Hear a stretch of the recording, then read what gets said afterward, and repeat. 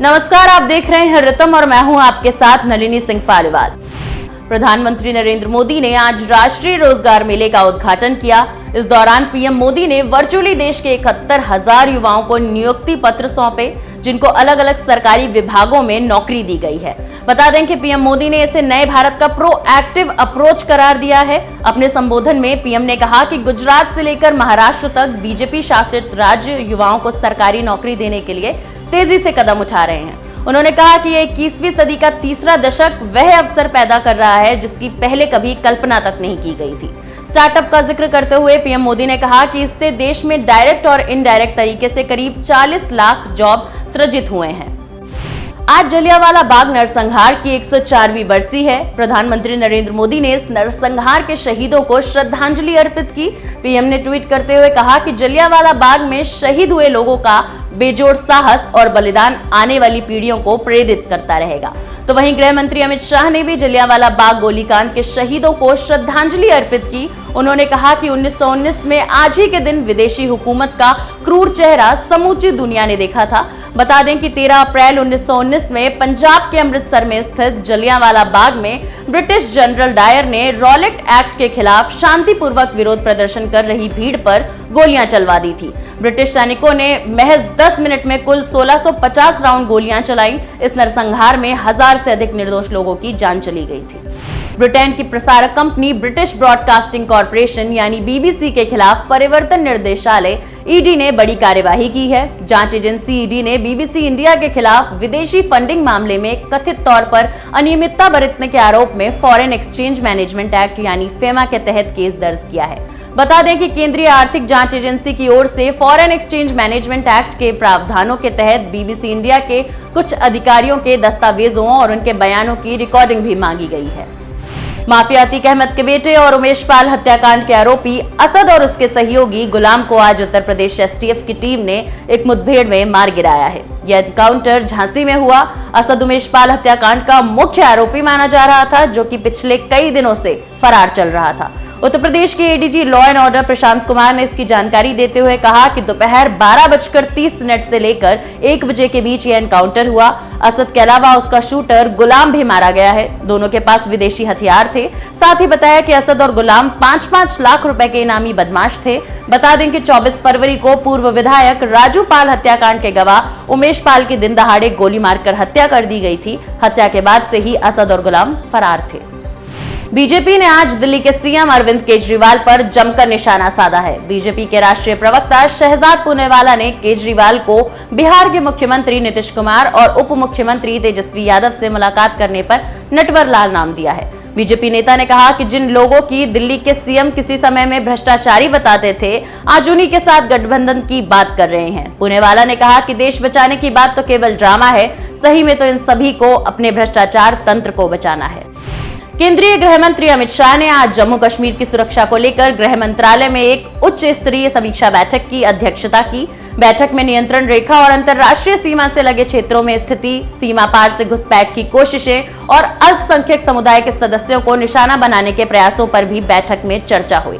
बता दें कि इस बैठक में एनएसए अजीत डोभाल, जम्मू कश्मीर के एलजी मनोज सिन्हा, गृह सचिव अजय भल्ला, डीजीपी जम्मू कश्मीर दिलबाग सिंह और एमएचए व केंद्रीय सशस्त्र पुलिस बलों के अन्य वरिष्ठ अधिकारी बैठक में शामिल हुए। दिल्ली में आयोजित 5वें India UK home affairs dialogue में भारत ने अलगाववादी समर्थकों को लेकर ब्रिटेन सरकार को दो टूक जवाब दिया। बैठक में भारतीय दल का प्रतिनिधित्व कर रहे गृह सचिव अजय कुमार भल्ला ने कहा कि खालिस्तान समर्थकों की गतिविधियों को लेकर ब्रिटिश सरकार ने अभी तक जो कदम उठाए हैं उन्हें संतोषजनक नहीं माना जा सकता। भारत की चिंता जस की तस है। भारत ने कहा कि ब्रिटिश सरकार अपनी ही वीजा नियमों का गलत इस्तेमाल नहीं रोक पा रही है। खालिस्तान के समर्थक के नाम पर लोग वहां शरणार्थी वीजा हासिल कर रहे हैं और फिर न सिर्फ भारत के खिलाफ हिंसा कर रहे हैं, बल्कि यहां आतंकी घटनाओं को भड़काने में भी संलिप्त हैं। राजद सुप्रीमो लालू प्रसाद यादव की मुश्किलें और बढ़ सकती हैं। झारखंड हाईकोर्ट में आज चारा घोटाले मामले में लालू प्रसाद यादव की सजा बढ़ाने की याचिका पर सुनवाई हुई।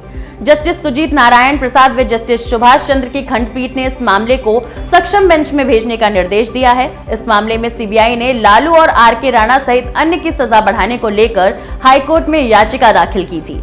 बता दें कि चारा घोटाले को बिहार का सबसे बड़ा भ्रष्टाचार घोटाला करार दिया गया था। बात 1996 की है, जब राज्य के पशुपालन विभाग में 950 करोड़ रुपए के घोटाले का खुलासा हुआ था। उस वक्त लालू प्रसाद यादव की सरकार थी। पश्चिम बंगाल बीजेपी अध्यक्ष सुकांता मजूमदार ने 10 अप्रैल को राज्य की सत्ताधारी तृणमूल कांग्रेस यानी कि टीएमसी पर जनजातीय महिलाओं के उत्पीड़न का आरोप लगाया था। इस पर राष्ट्रीय अनुसूचित जनजाति आयोग ने जांच शुरू कर दी है। आयोग ने पश्चिम बंगाल पुलिस को एक नोटिस भी जारी किया है, जिसमें उनसे तथ्य और एक कार्यवाही की गई रिपोर्ट प्रस्तुत करने को कहा गया। बता दें कि 10 अप्रैल को एक वीडियो वायरल हुआ था, जिसमें 2 महिलाएं दंडवत परिक्रमा कर रही हैं। वीडियो को लेकर बीजेपी के अध्यक्ष सुकांता मजूमदार ने राज्य की टीएमसी सरकार पर आरोप लगाया कि ये दोनों महिलाएं बीजेपी में शामिल हुई थी, जिसके बाद टीएमसी ने उनसे दंडवत परिक्रमा करने की सजा दी।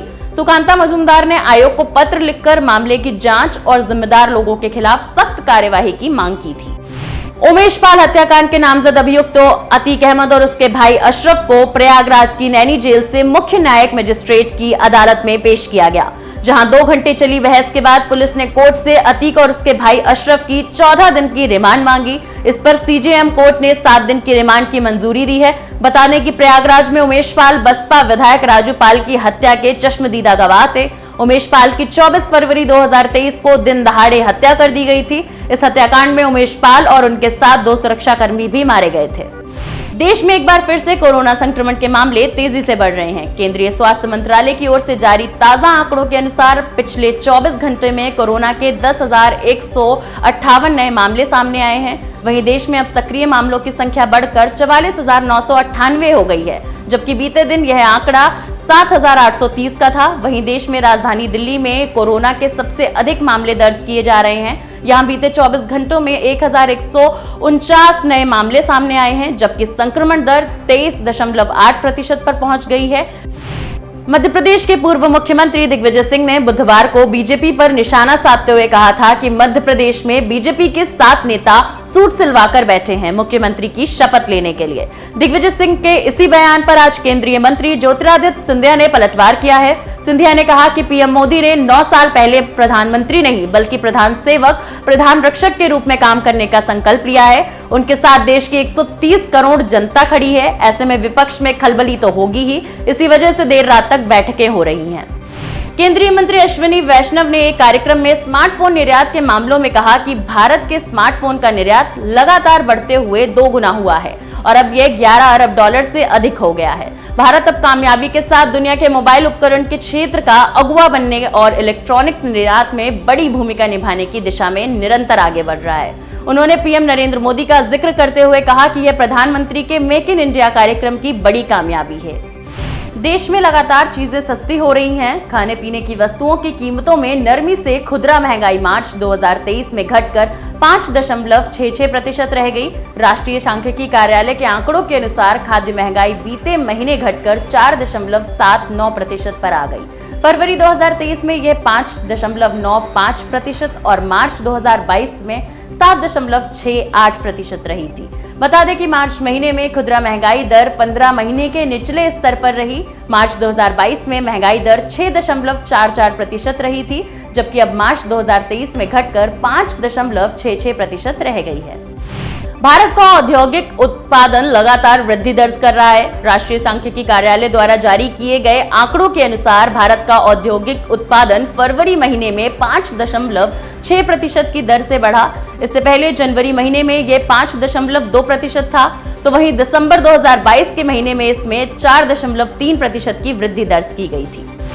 देश की सबसे पुरानी मेट्रो सेवा कोलकाता मेट्रो ने इतिहास रच दिया। भारत में पहली बार किसी मेट्रो ने नदी के नीचे रफ्तार भरी। ट्रेन रन हावड़ा से कोलकाता के एस्प्लेनेड तक आयोजित किया गया था। मेट्रो रेलवे के महाप्रबंधक पी उदय कुमार रेड्डी ने बताया कि इस ट्रेन को अगले 7 महीनों तक हावड़ा मैदान से एस्प्लेनेड तक परीक्षण किया जाएगा। इसके बाद इसे लोगों के लिए शुरू कर दिया जाएगा। मेट्रो ने 45 सेकंड में हुगली नदी के नीचे 520 मीटर की दूरी तय की। पश्चिम बंगाल और बिहार में रामनवमी पर हिंसा के बाद अब उड़ीसा के संबलपुर में एक मोटरसाइकिल रैली के दौरान हिंसा देखने को मिली है। बुधवार शाम हुई हिंसा में 10 पुलिसकर्मी घायल बताए जा रहे हैं। हिंसा के बाद पूरे जिले में धारा 144 लागू कर दी गई है। बता दें कि उड़ीसा में हनुमान जयंती महाविश्वास संक्रांति के दिन मनाया जाता है, जो इस बार 14 अप्रैल को है। ऐसे में 2 दिन पहले यह बाइक रैली निकाली जा रही थी। कुछ लोगों ने इस रैली पर पथराव किया। हिंसा के दौरान एक अस्थायी दुकान और कई दोपहिया वाहनों में आग लगा दी गई, जबकि कारों को क्षतिग्रस्त कर दिया गया। हरिद्वार के बाद देहरादून अब प्रदेश का ऐसा दूसरा शहर होगा जहां पॉड टैक्सी चलाने की तैयारी है। सिंगापुर की तर्ज पर यहां पर्सनल रैपिड ट्रांजिट ट्रांसपोर्ट के तहत बिना ड्राइवर वाली पॉड टैक्सी चलाने की योजना पर सहमति बन गई है। पहले चरण में पंडितवाड़ी से रेलवे स्टेशन तक 6 किलोमीटर लंबे रूट पर इसका संचालन होगा। मुख्य सचिव डॉक्टर एस संधू ने बताया कि पॉड टैक्सी या विशेष तौर पर निर्मित गाइडवे नेटवर्क पर 4 से 6 यात्रियों की क्षमता वाले वाहन संचालित होंगे। अंतर्राष्ट्रीय मुद्रा कोष यानी IMF ने चालू वित्त वर्ष 2023-24 में पाकिस्तान की जीडीपी को लेकर झटका देने वाली आशंका जताई है। IMF ने पाकिस्तान की जीडीपी के अनुसार को 2% से घटाकर 0.5% कर दिया है। IMF की तरह ही वर्ल्ड बैंक और एशियन बैंक ने भी पाकिस्तान की अर्थव्यवस्था की ग्रोथ के अनुसार को कम कर दिया है। वर्ल्ड बैंक के अनुसार मौजूदा वित्त वर्ष में पाकिस्तान की अर्थव्यवस्था 0.4% की दर से बढ़ेगी। वहीं एशियन बैंक ने 0.6% जीडीपी का अनुमान जताया है।